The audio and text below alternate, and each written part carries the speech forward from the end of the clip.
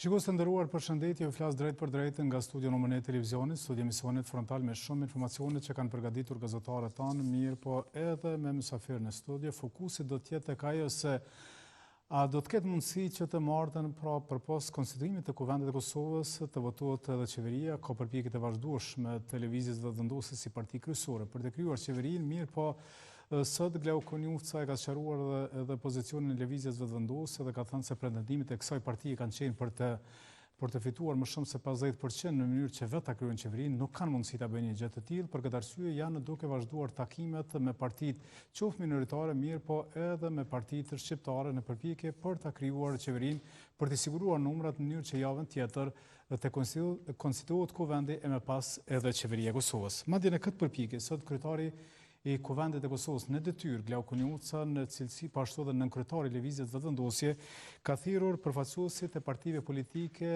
të cilat tashmë janë parlamentare, në një takim dhe kanë diskutuar pikërisht për seancën e të martës. Në mesin e këtyre përfaqësuesve të partive politike ka qenë edhe Veton Berisha, kryetari i Partisë Liberale Egjiptiane, dhe ai është ftuar në studio për të diskutuar edhe për këtë takim, mirë po edhe për takimin që ka pasur me Kurtin, mirë po edhe për një deklaratë që Albin Kurti ka dhënë, ku ka thënë se Serbia përmes eksponentëve të vet është duke munduar që t'i pengoj deputetët e Kuvendit të Kosovës nga pakicat jo serbe për të mos e votuar qeverinë Kurti. Për këtë arsye në pjesën e dytë të emisionit frontal do të flasim me zotin Berisha.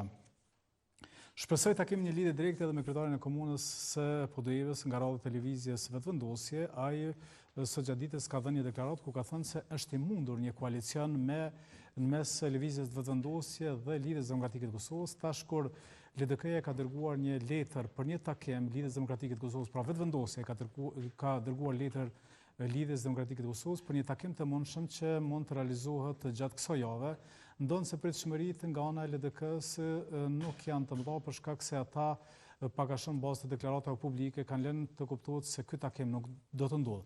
Sido që tjetë, në këto momente në LDK është duke mbajtur një takim i nënkretarëve të Lidhjes Demokratike të Kosovës, takim që ka thirrur kryetari i këtij subjekti politik për ta diskutuar edhe këtë ftesë që i ka bërë Albin Kurti dhe mbase për të marrë vendimin përfundimtar nëse do i përgjigjen pozitivisht apo do të refuzojnë takimin me Albin Kurtin. Do të kemi edhe shumë informacione përpara se gjithashtu titujt kryesor.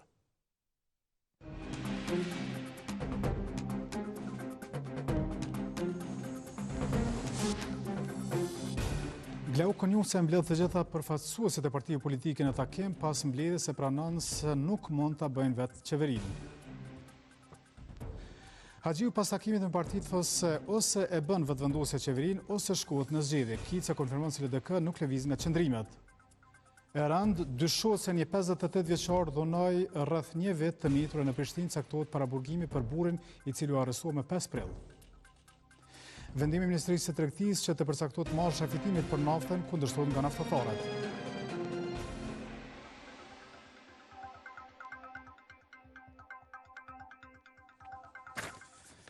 Ta ishin titujt kryesor, mirë po ne kemi shumë informacione që kemi përgatitur në kuadër të kësaj magazini informative, të cilin po e nisim me kryetarin e Kuvendit të Kosovës në detyrë, Gleu Konjufca, i cili sot ka deklaruar se ekzistojnë dy skenare për formimin e qeverisë. E para është një qeveri afatshkurt deri në zgjedhjen e presidentit, ndërsa e dyta është një qeveri afatgjatë.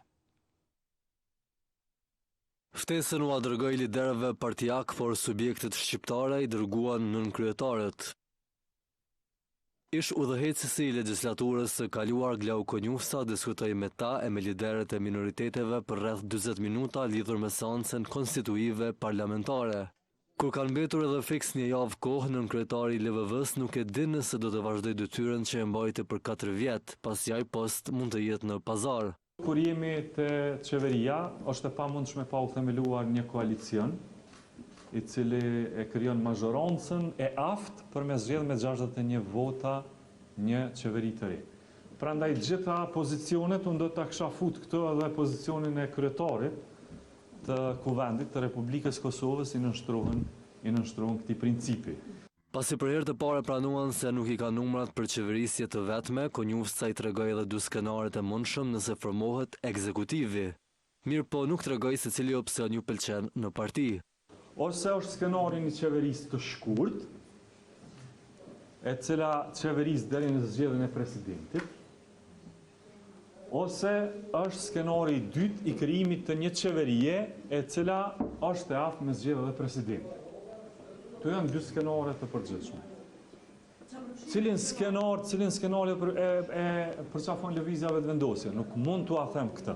Ky foli edhe për ftesën për takim që Kurti ja bëri Abdigjikut, duke e cilësuar si privilegjues për LDK-n. Kishen kjo atëherë na ju kishim drejtu Partisë Demokratike. Sikur këtu që u lëm si mas rendit edhe mallësisë, ajo është aspekt teknik. Po kryeministri e ka pas një qëllim domosdoshmë pse ju ka drejtu Lidhjes Demokratike të Kosovës. Te shohim ata nuk e dinë sa e caktuar mbledhen ata për më përgjigje. Edhe nëse ndodh takimi, posti i kryeministrit s'do jetë pjesë diskutimi. Lëvizja vetëvendosje është deri në atë pikë, po jo edhe atë pikë. Ndërkaq sa i përket raportimeve për koalicion e takime me nisman socialdemokrate, numri 2 në vetëvendosje vazhdon të quaj spekulime. Ju lutem verifikoni sepse të gjitha këto janë spekulime. Të gjitha këto komente në ngritari lëvizjes vetëvendosje i bëri pas një takimi që ka pasur me përfaqësuesit e partive politike, të cilët i ka ftuar në një takim për të diskutuar për mbajvajtjen e seancës konstituive që pritet të mbahet të martën që vjen. Ndërkohë, pas këtij takimi kanë folur edhe përfaqësues të tjerë të partive politike, në mesin e tyre edhe Alberina Haxhiu, që është ministrin në detyrë drejtësisë, e cila ka thënë se qeveri do të ketë vetëm Albin Kurtin në krye të saj, ndryshe do të shkohet në zgjedhje jashtëzakonshme. 2 muaj pas zgjedhjeve parlamentare e pranuan se ju duhet koalicion për qeverisje. E të martën në kryetarja LVV-s Alberina Haxhiu deklaroi se në rast se këta nuk i bëjnë 61 vota, nuk do ketë qeveri të opozitës. Ne po presim që të konstituohet së pari Kuvendi i Republikës së Kosovës. Ju e dini që qeverin mund ta bëjë lëvizja vetëvendosje dhe në anën tjetër nuk mendoj që mundet opozita ta bëjë qeverin si e vetme. Prandaj duke qenë kështu, o e bëjmë qeverin ne, o shkojmë zgjedhje. Mirë, po mendimin e njëjtë me të nuk e ndan edhe partia e dytë për nga numri i deputetëve në legjislaturën e 9. Madje PD-ja është e bindur se do e formon qeverinë e re në rast të dështimit eventual nga lëvizja vetëvendosje. Kemi një kandidat i cili arrin me kriju një shumicë në se ka një paftësi të partisë parë për me kriju qeverinë dhe du të me pas vullnet. Unë ndëgjova më herët që po thuhet që dihet emri i kryeministit, në realitet emri i kryeministit e din 61 vota. Këtu përfundon. Ndërkohë subjekti i tretë politik, Lidhja Demokratike e Kosovës, po mburret se po i mban qëndrimet parazgjedhore. Ata e mohuan edhe një herë bashkëpunimin e mundshëm me LVV-n, ftesën e të cilëve nuk e komentuan.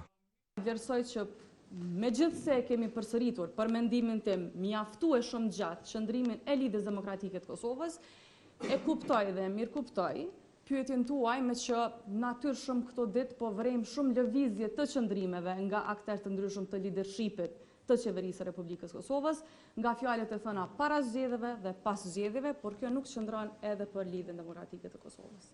Ndërkohë, Alianca për Ardhmërinë e Kosovës nuk u deklarua pas takimit, mirë po ata disa herë shprehen qëndrimin pa asnjë kusht pro qeverisë së udhëhequr nga opozita. Vazhdojmë emisionin, sigurisht të mbesim ende me këto zhvillime sa i përket përpjekjeve për krijimin e qeverisë së re, për shkak se Albin Kurti tash ka realizuar disa takime me përfaqësuesët e partive minoritare në Kosovë, përfshirë edhe ato bosnjake, për çka ka nisur edhe kërkesat e tyre, pra në rast se ata duan të bëjnë një koalicion me lëvizjen vetëvendosje. Një prej kërkesave të bosnjakëve është se ata duan që fshatin Reçan ta kthejnë në komunë. Sot një ekip i televizionit të shtatë ka qëndruar pra në këtë fshat të Prizrenit dhe sjell këtë reportazh nga fshati ku pretendohet të bëhet komunë. Në natyrën e bukur që e rrethon, ndalet për një çast për një bisedë me mikun e tij.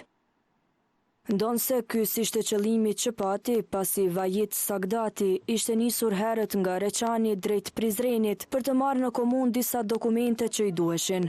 Kilometra që i përshkon shpesh për nevojat të përditshme i duken të lodhshëm dhe nuk është i vetmi. Si shumë të tjerë, ai mbështet idenë që ky fshat të bëhet komunë më vete. Sigurisht se duhet të jetë komunë në vete, pasi ja tashun po shkoj deri në Prizren për të nxjerrë dokumente. Është kërkesë legjitime pasi na lehtëson jetën. Të gjithë janë bosnjak, flitet vetëm gjuha bosnjake. Reçani bashkë me 16 fshatra për rreth numëron rreth 10.000 banor. Së bashku me Lubinjen e Epërme, Lubinjen e Poshtme e Nebrogushtin ndajnë të njëjtën kërkesë për vetë qeverisje lokale. Jemi rreth 10.000 banor dhe na takon komuna ashtu siç ka deklaruar Duda Balje. Reçani ka 2.350 shtëpi. Rreth 16 fshatra janë që i bashkohen Reçanit nëse bëhet komunë. Por vetëm pak kilometra më poshtë, zëri i kundërt vjen nga një tjetër fshat. Rreth 5 kilometra nga Reçani është fshati Mushnikov, e ku sipas banorëve këtu rreth 98% janë shqiptar, ndërkaq 2% i takojnë komuniteteve të tjera bosnjake dhe turke. Është pikërisht ky fakt që Mihnet Velijen e bën të refuzojë idenë e krijimit të komunës së re. Unë nuk shoh ndaj benefiti kësaj komunës konkretisht në Reçan, po tosh apet ata vendosin edhe politikanë që ka. Deputetja e komunitetit bosnjak në Kuvendin e Kosovës, Duda Balje, tashmë ka adresuar këtë kërkesë para kryeministrit në detyrë Albin Kurti. E nëse kjo po shqyrtohet, të shtatë ka dërguar pyetje tek Ministria e Administrimit të Pushtetit Lokal, por s'ka pranuar përgjigje të martën.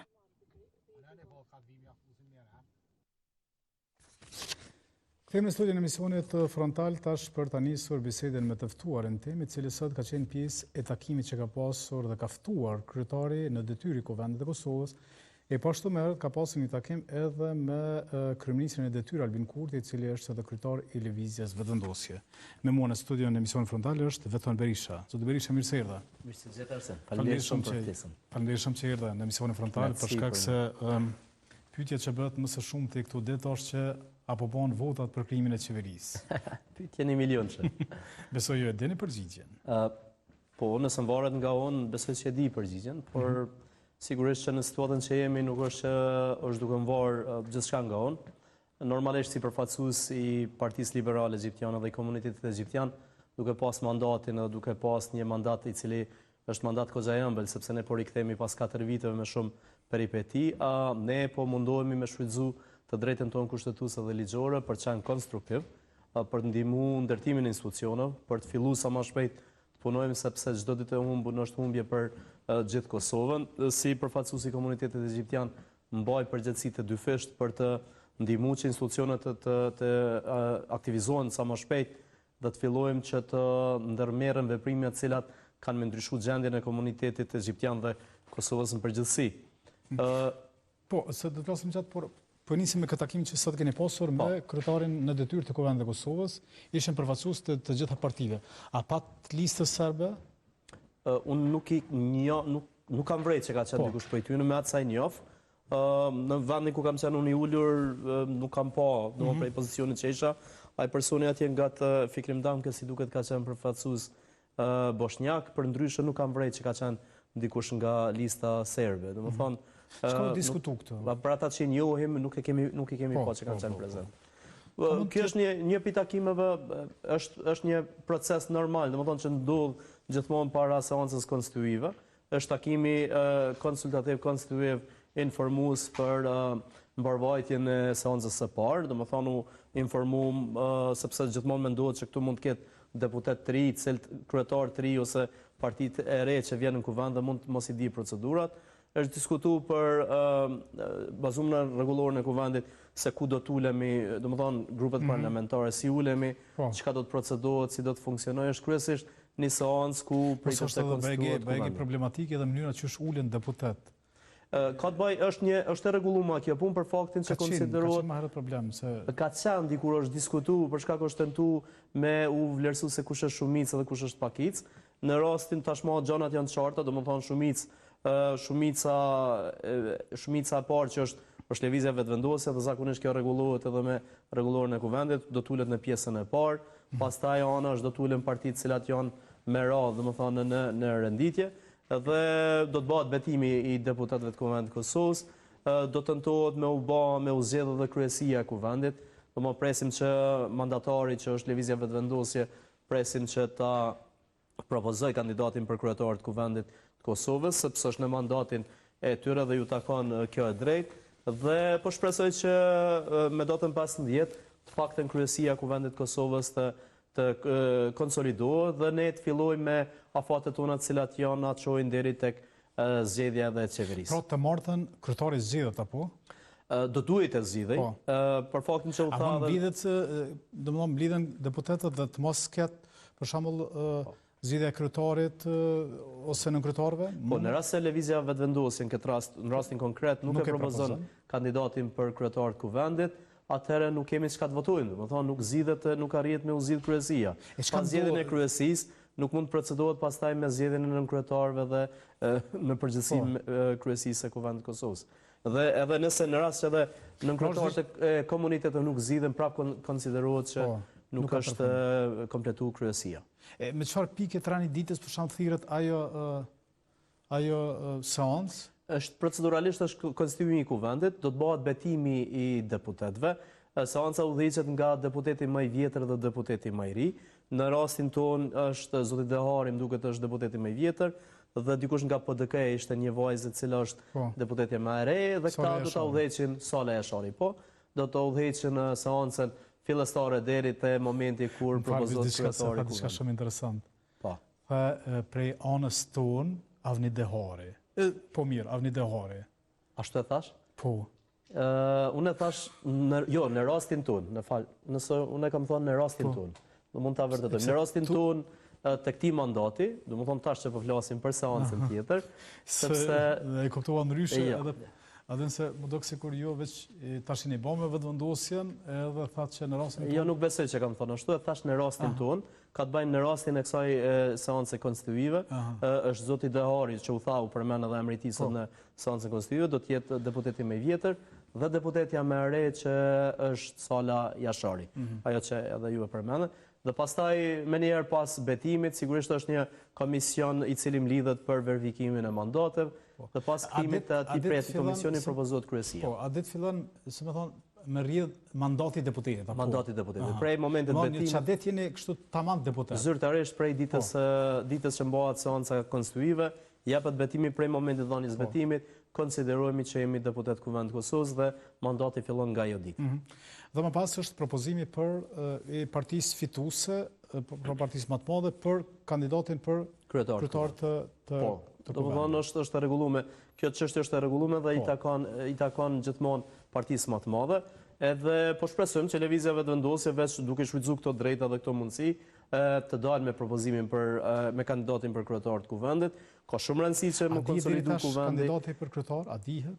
Jo, nuk ishte emra, domethënë edhe u tha dhe në konferencën për media, pastaj në seancë nuk u diskutu, nuk u tha, aty nuk u tha diçka që nëse ka apo nuk ka, por e kuptuam pas konferencës që doli për media që akoma nuk e ka një propozim. Sigurisht që kjo lidhet edhe me krijimin e qeverisë, sepse në këtë aspekt si duket është kërkohet që me përfituar kohë derisa të krijon të jenë numrat edhe të arrihet me u bë një qeveri me shumicë numrave dhe si duket që akoma nuk ka një siguri, domthonë në momentin që po flasim, nuk ka një siguri që po e siguron që në ditën të martën, domethënë mund të kemi edhe një qeveri e cila mund të votohet në Kuvend. A ja keni ofruar paktën jo këtë siguri në kuptimin që ju do ta keni votën për lëvizjen vetëvendosje për qeverinë e ardhshme? Arsimi ti e din që ne jemi parti që veprojmë si parti politike prej vitit 2014. E kemi një përvojë politike, kemi disa parime, kemi vedije politike pse jemi në Kuvend. As si parti politike, po as si komunitet egjiptian, asnjëherë nuk kemi vepruar në kundërshtim me interesat e Kosovës. Domethënë jemi kon lojal edhe konsolidues dhe gjithmonë kemi mbështet institucionet që ato të krijohen, të funksionojnë dhe të zhvillohen. Po në të njëjtën kohë, duke pas këtë vedije, ne jemi të interesuar që në qeverinë e ardhshme të marrim përgjegjësi, jemi të interesuar të implementojmë një program i cili për këto 4 vite ne sa kemi pas mundësi me qenë shumë afër komunitetit, me pas një program i cili po të implementohet për një mandat të plot, unë besoj që gjendja e komunitetit egjiptian të ndryshoj. Dhe ne normalisht ju kemi marrë ftesën nga kryeministri Kurti, jemi taku 2 herë gjatë kësaj kohe prej zgjedhjeve. po ka qenë një hektari përbashkë që kemi qenë teftuar, dhe në të njëjtën kohë kemi qenë në një takimi cili kanë qenë teftuar gjithë deputetët e komuniteteve. Çka kërkoi nga ju Albin Kurti? Thjesht ishte një diskutim për të diskutuar që a kemi hapësirë për të bashkëpunu, për shkak me ne ndoshta me të tjerët e kishte pak më lehtë sepse e kishin një bashkëpunim për këto 4 vite, ndërsa ne si parti e cila nuk ishim për këto 4 vite dhe nuk e kishim një mundësi bashkëpunimi, sigurisht që me ne ishte një diskutim më i gjatë sepse kishim nevojë të qartësonim shumë pozicione, të rikthenim një besim i cili ndoshta nuk e kishim më herët sepse për shkak distancë kësaj kohës. Raporti tonë i cili ka qenë në distancë edhe normalisht duke u paragjykuar shpesh një gjë që kam kërkuar që mos kemi ndërmjetësues në mes nesh për diskutuar për qeverisin e ardhshme, kërkojmë që të diskutojmë në përballje për faktin që sigurisht që ndërmjetësues shpesh herë nuk e transmetojnë të vërtetën dhe generale dhe ne si Partia Liberale Egjiptiane kemi shprehur gatishmërinë për të qenë pjesë e qeverisjes, ka qenë një vullnet i madh edhe i Zotit Kurtit që edhe ne të jemi pjesë e asaj qeverisje, është kërkuar që të kalohen ato 5 vite të cilat ishin jo të mira as mira për Partinë Liberale Egjiptiane dhe kemi ofruar në parim jemi dakorduar për një marrëveshje e cila duhet të diskutohet ditë në vim.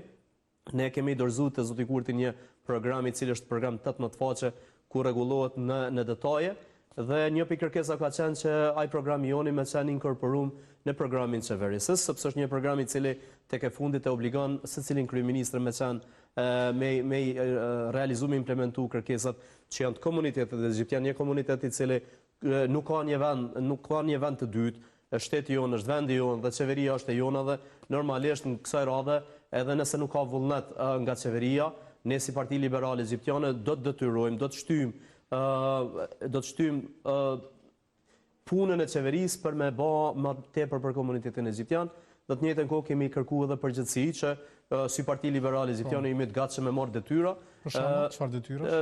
Duke u përfshirë në qeveri, domethënë kërkojmë të jemi të përfshirë në qeveri. Kërkojmë të jemi ne jemi të interesuar të veprojmë në ato ministri ku ka mundësi me ndiku më shumë në politika, që kemi mundësi me pas shtrirje edhe efekt më shumë. Për shembull, Ministria e Pushtetit Lokal është një prej ministrive e cila ta jap mundësinë me pas komunikim të drejtë për drejtë me komunat, me kryetarët e komunave dhe normalisht mi përcjell projektet e komunave sa arrin deri te komunitetet, projektet qeveritare arrin deri te. Kjo është një lidhje jashtëzakonisht e mirë, ishte një mundësi. Albin Kurti këtë ministri? Jo, ne kemi dorëzuar një shkresë, ne kemi mbetur ata me shqyrtu, me pasi mundësi dhe në pres shumë që Zoti Kurti ka me pas mirë kuptim me kërkesën tonë, duke mos na paragjykuar për çfarë do çështje tjetër. Ne kemi të kaluar zgjedhjet, ne kemi pas rival politik, ne nga këtu dhe nga këtu bëjmë thirrje që bashkë edhe me rivalin tonë politik të bashkojmë forcat, na japet mundësia dhe ne ta dëshmojmë veten se tek e fundit në këtë rast përfiton komuniteti i cili neve na ka bërë sot me kon deputet edhe me çanë tryezën e diskutimeve, e cila është një tryezë shumë e rëndësishme që ne jemi pjesë asaj për të vendosur për fatin e Kosovës. Po, por këto është pak problem për Kurtin për shkak se ai ndoshta e ka pak problem të jap dikujt tjetër atë ministritë e cilën e ka udhëheqë Elbert Krasniqi, pra që supozohet që ka udhëheqë mirë, paktën sipas vlerësimit të Kurtit. Ne nuk i ndërhyjmë në ato vendime i merr Zoti Kurti dhe ai do ta vlerësoj. Unë besoj që Zoti Kurti do të jetë shumë objektiv në këto çështje. Nuk do të bjerë në këto vlerësime për faktin që edhe ne si Parti Liberale Egjiptiane e kemi një histori të mirë të punëve që i kemi bë, edhe ne në këtë formë krijojmë besim, sepse nëse ka kriju besim për momentin ndaj dikujt, cila është arsyeja që mos ketë besim edhe ndaj nesh, tek e fundit jemi të zgjedhur të popullit, po e kuptojmë të gjithë që vota e popullit është e shajtë dhe duhet respektuar si e tillë dhe unë besoj në kushte normale, Zoti Kurti do ta vlerësoj drejt, do të ketë mundësi të tjera për secilin, kanë qenë këto 4 vite sepse ne po flasim për atë ministri, për shkak ne nuk kufizohemi vetëm në atë ministri. Nuk është çështje që ne kemi kufi, por është një rrugë ministrisë, na e morëm edhe ajo tjetër. Është një rrugë, ne jemi të gatshëm të bile për 4 ose 5 ministri, kemi edhe kuadra që mund dërgojmë pa asnjë problem. Por nuk është ndaj telashe kjo punë. Por pse po e lidhim me Ministrinë e Pushtetit Lokal, është një mundësi që ishte shumë e mirë. Por nuk është shfrytzuar as mirë prej ministrit kalum, që ishte një mundësi e jashtëzakonshme dhe fatkeqësisht nuk është shfrytzuar kjo mundësi dhe ne po dojmë me pa edhe me tregu që na aty ka pas mundësi me bë më tepër. Po çka më bë deputetëve tjerë nga minoritetet jo sërbe, të cilat secili që shkon te kryeministri, po besoj ka një kërkesë të njëjtë për ta bërë ministër dhe Shefe tash na po flasim po japim argumentet tona, po ofrojmë një program. Nuk po flasim për dëshira, po flasim për nevojë reale. Duda Balje kërkoi një komunë. Megjithatë edhe ajo është kërkesë që konsideroj që është një kërkesë legjitime, bile pash këtë emisioni juaj që është shumë emision i mirë, se jap një pasqyrë tek ata që nuk e njohin Reçanin, nuk e njohin komunitetin atje. Është një kërkesë që për mendimin tim është kërkesë e cila sipas arsyetimeve që ka dhënë zonja Balje, nuk është kërkesë e sodit, por është kërkesë e kahershme e cila jap ka të drejtë legjitime. Sepse kushtetuta dhe ligjet kanë dhënë të drejtë që me pas një komunë. Për shembull turqit e kanë Mamushën, ka komuna të cilat janë bë dhe s'kan pas ndaj dam. Dhe unë nuk është mirë të japet një sqarim për këtë punë, sepse vërtet është një presion jashtëzakonisht i pakuptueshëm ndaj zonjës Baljit. Pse s'ka drejt? Pse s'ka drejt zonja Balje për të kërkuar një komunë nëse ajo plotson kushtet formale? Do të thonë, duhet të jemi real dhe unë mendoj që Kosova është shembull i rajonit për mbështetje dhe për mundësi që ju kanë dhënë komunitetet. Do ky është shembulli më i mirë i mundshëm. Ka një herë po duket i kena te kalu ato. Në bazë të fotografie nga ky takim, pro shihet që takimi ka shkuar mirë. Absolutisht.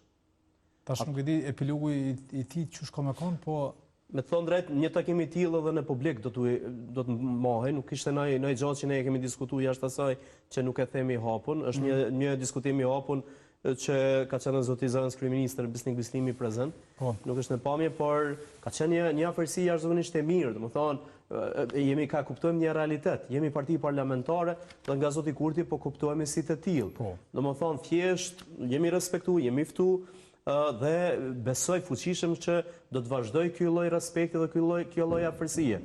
Ndërsa ne s'kemi asnjë problem me zotin Kurti dhe me askën tjetër, sepse e mira e Partisë Liberale Zgjidhjane është që nuk ka asnjë kufizim me askën në Kosovë, i respektojmë si të tillë, bile ndoshta ne jemi partia më e lirë e mundshme që mund bashkëpunojmë edhe me na dhënë edhe mundësi tjera, sepse jemi të gatshëm me bëni farë lloj unifikimi, nëse nuk na paragjykon askush.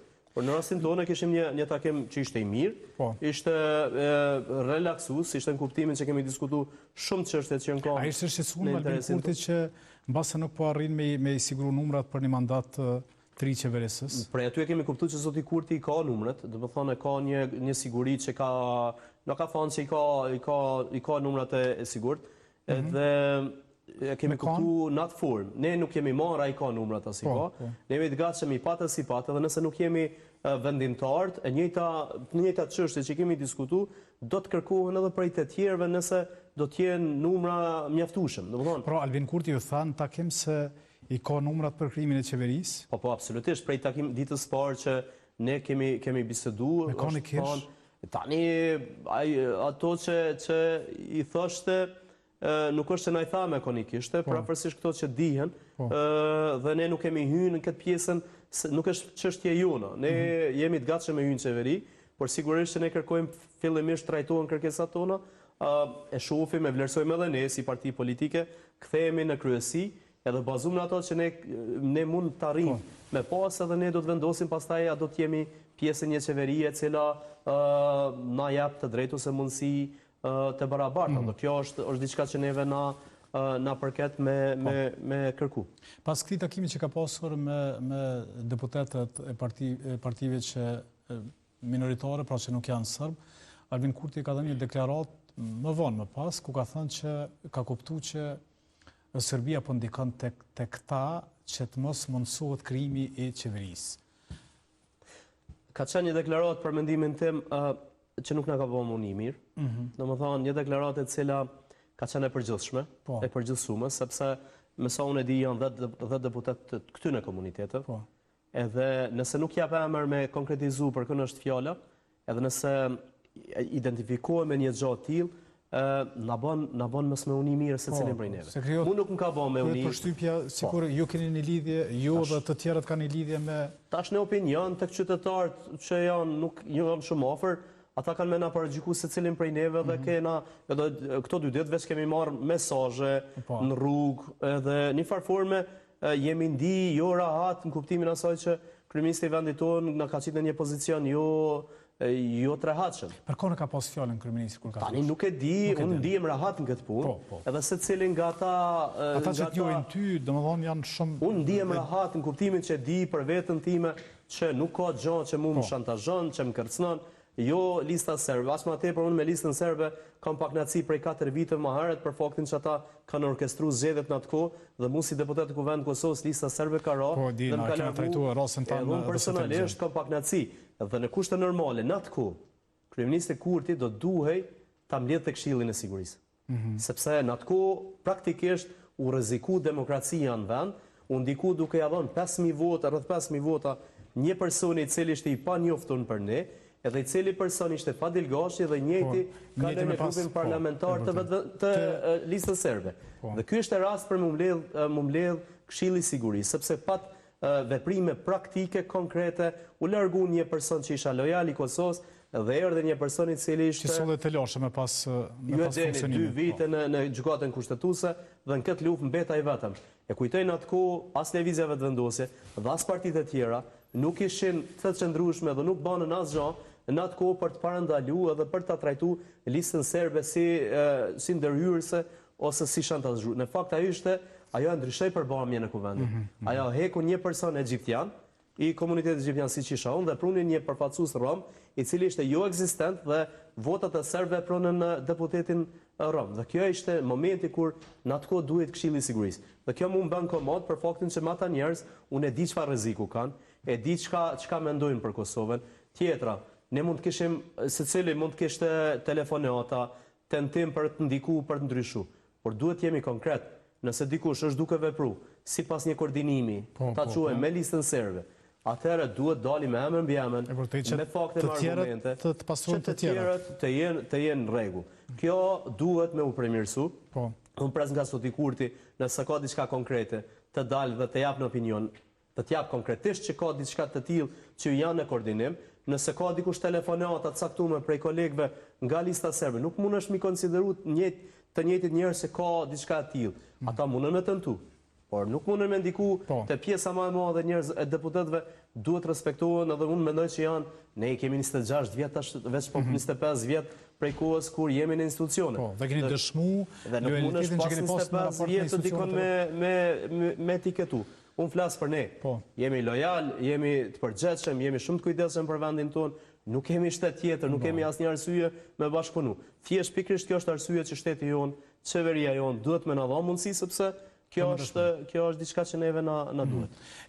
Takime tjera për shembull, keni pasur përmend 2 takime me Kurtin, a keni pasur me parti tjera, për shembull me Partinë Demokratike ose me opozitën aktuale?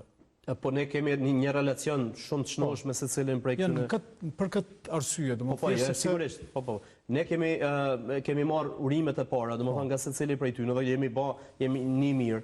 Ndoshta jemi trajtuar si parti që vërtet s'është prit të rikthehemi sepse kemi ndaj 4 vjet në opozitë. Dhe normalisht kemi pas telefonatat e para, po ashtu kemi pas edhe takimet tona ndoshta me secilin prej tyre për të biseduar për të ardhmen tonë. Edhe ne normalisht që kemi dhënë çdo gjë që është e mundshme prej neve, edhe njëjtin trajtim do ta kanë secili mandatar i cili vjen në rast se Zoti Kurti nuk arrin ta bëjë qeverinë, të njëjtat çështje, të njëjtat kërkesa do shtrohen edhe në mandatarin e dytë në rast se ai do të vijë. Ne nuk kemi asnjë problem dhe kjo na bën me uni komod dhe nuk i kemi asnjë borxh askujt. Ta shohim se sapo na respektojnë dhe atë sa kemi mu respektu, atë që edhe kanë me marrë respektin, sepse nuk kemi një parti e cila detyrohemi me pas në nënshtrem, ose me thjesht nuk e kemi problem as me nejtë në opozit, as me shku në zgjedhje. Jemi parti që e kemi një strukturë të konsolidueshme, kemi një përkraje jashtëzakonisht mirë, egjiptianët na kanë vlerësuar, na kanë dhënë fuqi, dhe unë mendoj që të njëjtën gjë do ta kemi prapë dhe se kemi atë problem. Jemi të interesuar me ndërtu institucione të qëndrueshme, e aq më tepër jo institucionet që çojnë që na marrin vetëm një vjet, por jemi të interesuar që me pas ndoshta deri në zgjedhjen e presidentit mos me pas asnjë të lashe dhe me vazhdoi gjithë ky proces. Pra, ju në bazë të asaj që po dhe thatë në zgjedhje të jashtëzakonshme nuk do shkojnë për shkak se Albin Kurti pas ka siguru numrat. Thjesht ju ka ftuar juve për shkak me kanë më i fuqishëm koalicioni, po numrat i paska. Tani unë nuk mund flas për Zotin Kurti. Në kuptimin e sigurisë tina që ju keni po dhe keni kuptuar. Sigurisht ne diskutojmë, ju e dini këto deklarime kanë qenë edhe në publik, që zoti Kurti edhe përfaqësues të VV-s, secili prej tyre kanë dalë kanë thonë që janë numrat. Këta nuk e di unë e di për veten edhe për Partinë Liberale Egjiptiane. Arrin me u realizu kërkesat tona, zoti Kurti ka votën tonë në Kuvendin e Kosovës edhe për qeveri. Në rast që ai nuk ka me na respektu me kërkesat tona, sigurisht që ne do ta marrim vendimin tonë në kryesi dhe është diçka që është shumë normale në demokraci për të vendosur për të qenë në pozitë apo në opozitë. Po shumë e rëndësishme kuptuar që si Parti Liberale Egjiptian nuk e kemi problem me zgjedhjet, as qëndrimi në opozitë, sepse dojmë me rujt këtë krenarin tonë dhe dojmë me rujt këtë qëndrueshmërinë politike që kanë egjiptianët fal Partisë Liberale Egjiptiane. Po. Unë të falenderoj shumë që ishe në emisionin frontal. Faleminderit shumë Arsim. Respekt dhe jam shumë mirë njes. Sigurisht do t'jeni her pasire në këtë studio, qofse deputat, qofse ministër. Gjithmonë, çka do të shkofsh, jam atë këtu jam. Po, dhe këtë shmu këto, falenderoj shumë, ndërkohë shikues të nderuar, ne flasim ende për këtë temë sepse tash në këto momente Lidhja Demokratike e Kosovës është duke mbajtur një takim, pra një takim i cili është realizuar me kërkesë të kryetarit të LDK-s Ljomer Abdigjiku, takim ky me nënkryetaret e këtij subjekti politik. Ky takim ndodh pas kohës kur pra Lëvizja Vetëvendosje ka dërguar një letër Lidhjes Demokratike të Kosovës duke i kërkuar kryetarit Ljomer Abdigjiku një takim të mundshëm që eventualisht të ketë ndonjë pajtim sa i përket pra konstituimit të Kuvendit të Kosovës, mirë po edhe krijimit të institucioneve të reja të Republikës Kosovës. Sido që tjetë Lidhja Demokratike e Kosovës pak a shumë ka bërë të ditur se nuk do të përgjigjen pozitivisht kësaj ftese, por megjithatë takimi siç mund ta shihni këtu në bazë të këtyre fotografive është realizuar dhe është duke u mbajtur edhe në këto momente.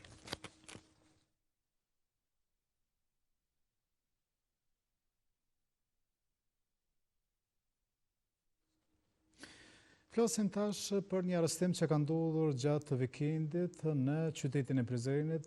Ka ndodhur një arrestim po ashtu edhe në qytetin e Gjakovës të disa pelegrinëve të cilët kishin ardhur nga Serbia në Kosovë për të kryer, siç kanë thënë ata, disa rituale fetare për shkak se ata madje janë parë edhe në institucionet fetare ortodokse në Prizren. Mirë po ata me pas janë arrestuar me dyshimin se të njëjtit pra kanë pasur një qëllim tjetër, duke qenë se gjatë ndalimit aty janë gjetur edhe armë e po ashtu edhe materiale të tjera të cilet kanë vënë në dyshim institucionet e sigurisë dhe të drejtësisë në vend. Ata janë ndaluar, ndërkohë gjatë ditës pra është bërë ditur se janë liruar 12 serbë të cilët janë arrestuar në Prizren, këtu për shkak të vendimit që ka ardhur nga ky institucion i drejtësisë. Brenda këtij objekti fetar dyshohet se po qëndronin 12 serbë. Ata u prangosën nga institucionet e sigurisë në vend në ndyshimet se po hiqeshin si pelegrin, por ju shërbenin institucioneve serbe të sigurisë. Këtë veprimtari po e kryenin derisa strehueshin këtu në seminarin ortodoks të Bogoslavisë. Monitorimin nga policia, por edhe aksionin e së dielës e pan nga afër qytetarët. Dilën, kur i morë më nëzës në punë, u konë të kjeri i policisë, edhe qatë orarit që kom në e të torë, non-stop u konë kjeri i këtu. Kretë objektin, e orës 7 dhe në 3 që më konë këtu, u konë non-stop. Por në munges të provave, të gjithë të arrestuarit u lanë të lirë. 2 nga 12 të arrestuarit të dielën këtu në seminarin ortodoks të Bogoslavisë në Prizren, si pas Ministrit të Punëve të Brendshme Xhelal Sveçla, janë oficer aktiv të sigurisë së Serbisë. E këta, të martën u lirua nga prokuroria themelore e kësaj komune, pasi si pas tyre nuk ekziston dyshimi i bazuar. Ky vendim i organit hetues ngjalli pakënaqësi pikërisht te ministri në detyrë i punëve të brendshme Xhelal Sveçla. Nuk e di cila forcë tjetër i ka liruar këta persona, sepse siç duket qartë forca e ligjit dhe drejtësisë këtu nuk ka pasur peshë. Qëndrim pak a shumë të njëjtë shprehu edhe ministrja në detyrë e drejtësisë Albulena Haxhiu. Ajo konsideroi se pati prova të mjaftueshme që serbët të përfundonin në paraburgim dhe këta të hetueshin më në detaje. Sipas informatave që publikoi MPB-ja, ky grup dyshohet se kishte lidhje të dyshimta me strukturat e inteligjencës ushtarake serbe dhe me antar të grupit terrorist të Banjskës. Për më tepër, njëri nga ata kishte lidhje familjare me të dyshuarin kryesor për vrasjen e rështerit Afrim Bunjaku. Operacioni i MPB-s në bashkëpunim me organet e sigurisë është zhvilluar edhe në Gjakovë. Aty janë ndaluar 4 persona të cilët një ditë më parë dolën para gjykatës.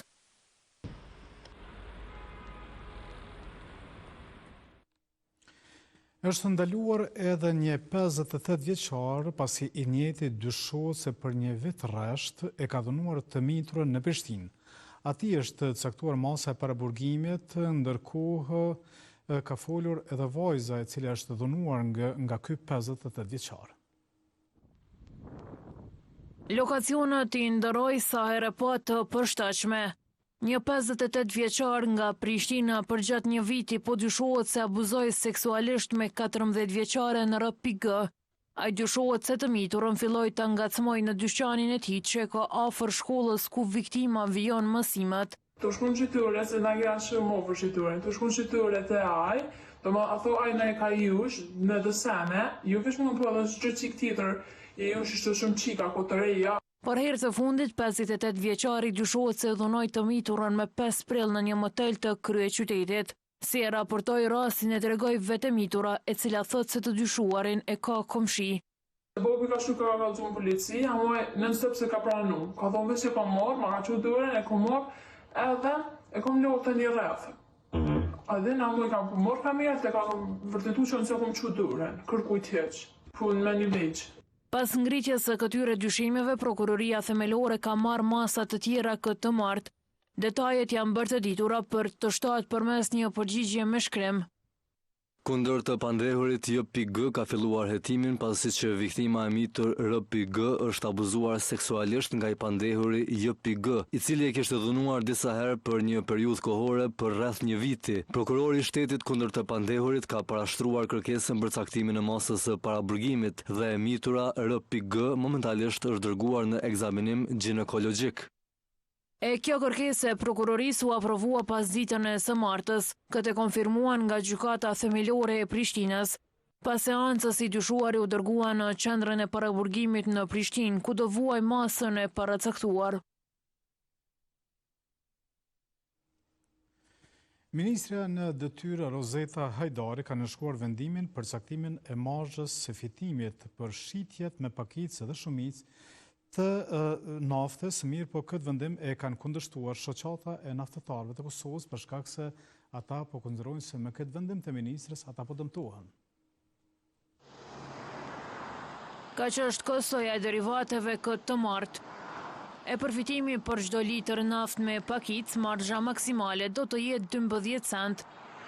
10 cent më lirë do të jetë marzha maksimale për shitje me shumicë.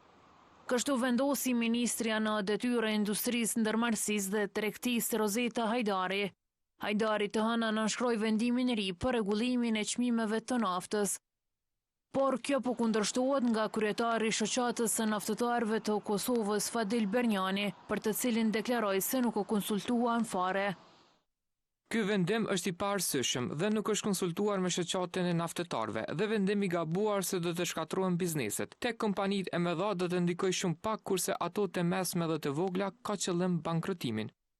Të përsëritur vendimin e Hajdarit po e konsideron ekonomisti Adem Qorolli, i cili vlerëson se edhe ligji po shkelet në këtë formë.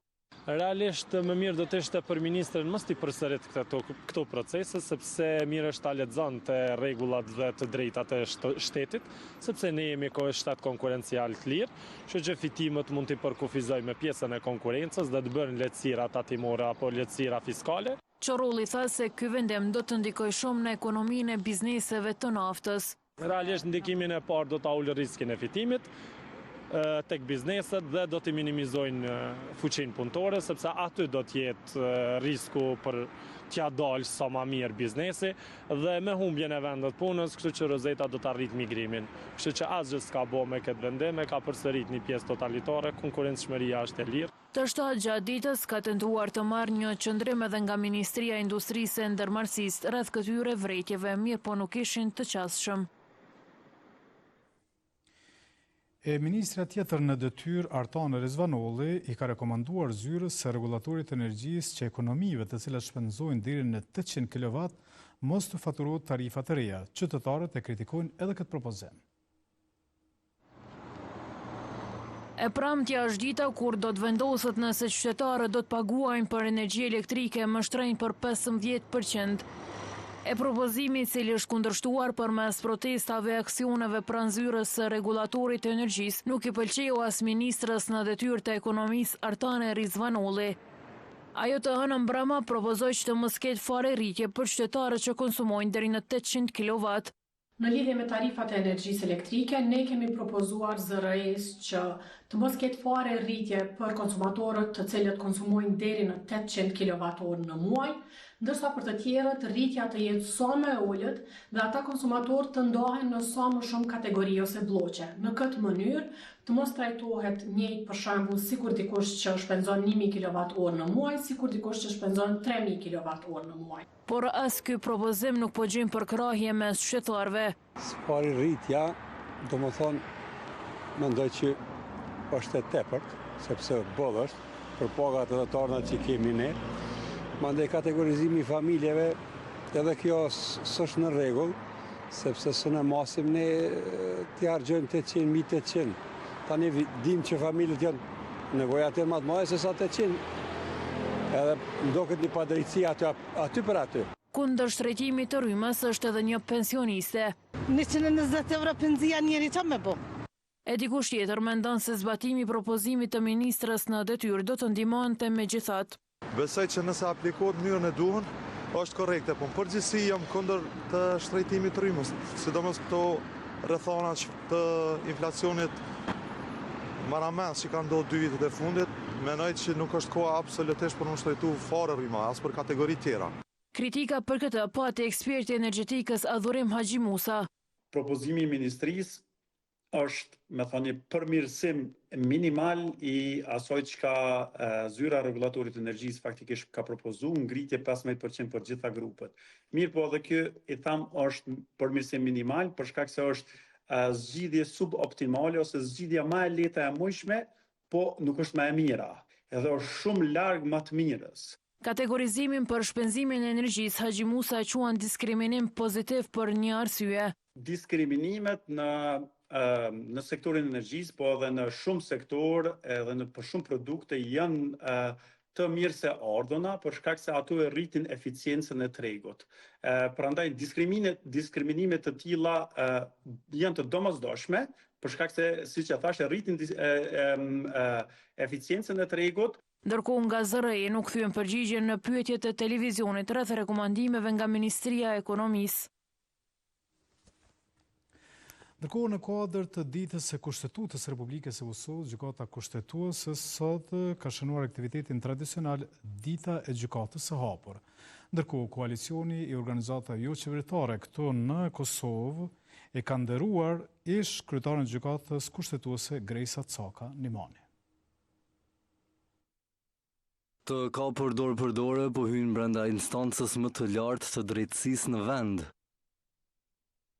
Siç ndodh tradicionalisht, edhe këtë të martë gjykata kushtetuese hapi dyert për një grup fëmijësh nga qerdhja e kryeqytetit Dizellonjat. Në kuadër të shënimit të ditës së Kushtetutës së Republikës së Kosovës, ky institucion organizoi sot aktivitetin tradicional Dita e Gjykatës së Hapur. Aty kryetari Nexhimi Rexhepi prezantoi funksionin dhe rëndësinë e gjykatës kushtetuese. Secili shtet do të thotë e ka një libër në të cilin janë të përcaktuara institucionet dhe janë të përcaktuara të drejtat dhe detyrimet edhe të institucioneve edhe të qytetarëve. Tash ne do të thotë e kemi kushtetutën që e kemi bërë para 16 viteve. Kushtetuta e Kosovës tregon çfarë institucionesh do të ketë Kosova. Ditën e Kushtetutës e shënoi edhe koalicioni i organizatave jo qeveritare i përbërë nga Instituti i Kosovës për Drejtësi, Lëvizja Fol dhe Iniciativa për Progres. Në këtë rast ata nderuan me mirënjohje ish kryetaren e gjykatës kushtetuese Grejsa Caka Nimani. Të gjitha rezultatet të arriturat janë në fakt reflektim i një përkushtimi ekipor. Andaj, edhe ky shënim i sotëm është reflektim i një pune intenzive të përbashkët të gjyqtarëve të gjykatës kushtetuese dhe stafit të jashtëzakonshëm të kësaj gjykate. Brenda një ndërtese modeste. Prezente ishte edhe ngarkuara me puna ambasadës së SHBA-s në Kosovë Anu Partipati, e cila tha se Kushtetuta e Kosovës është një dëshmi e për kushtimin ndaj demokracisë dhe të drejtave themelore. Kushtetuta e Kosovës qëndron si një dëshmi e përkushtimit tuaj ndaj demokracisë dhe shpalljes së lirive themelore. Ajo është një dokument i gjallë që mishëron vlerat që udhëheqin këtë shtet. Kushtetuta juaj është një udhërfyes drejt një shoqërie ku të gjithë shtetarët, pa marrë parasysh etnin apo periardhjen e tyre, kanë të drejta dhe mundësi të barabarta. Dita Kushtetutës në Kosovë festohet të mërkurën me 9 prill dhe është fest zyrtare në vend. Presidenti e Republikës së Kosovës Vjosa Osmani me rastin e ditës ndërkombëtare të Romëve priti sot në takim një delegacion të Partisë së Romëve të Bashkuar të Kosovës të kryesuar nga Albert Kinolli. Presidenti Osmani uroi të gjithë qytetarët e komunitetit të Romë në Kosovë duke theksuar rëndësinë e kësaj dite për të reflektuar mbi sfidat dhe arritjet, si dhe për të reafirmuar përkushtimin institucional ndaj të drejtave dhe barazisë së komunitetit Rom. Gjatë takimit, presidenti vlerësoi lart kontributin e përfaqësuesve të komunitetit Rom dhe komunitetit Rom në përgjithësi në ndërtimin e një shoqërie më të drejtë, më të barabartë, gjithëpërfshirëse, duke cilësuar zërin e tyre si thelbësor në proceset demokratike të vendit.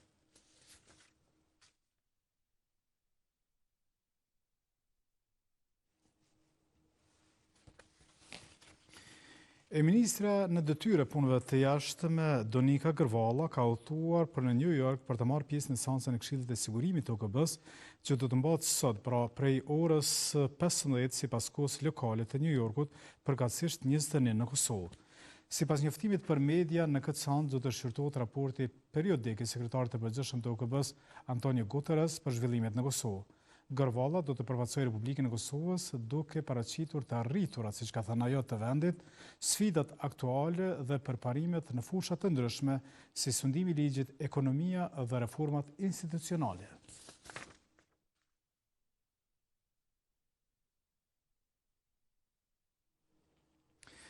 Kurse shefja e BE-s për politikë të jashtme është duke qëndruar në një vizitë në rajon pas malit të zi, ajo ka vizituar Shqipërinë, mirë po ka folur për Kosovën.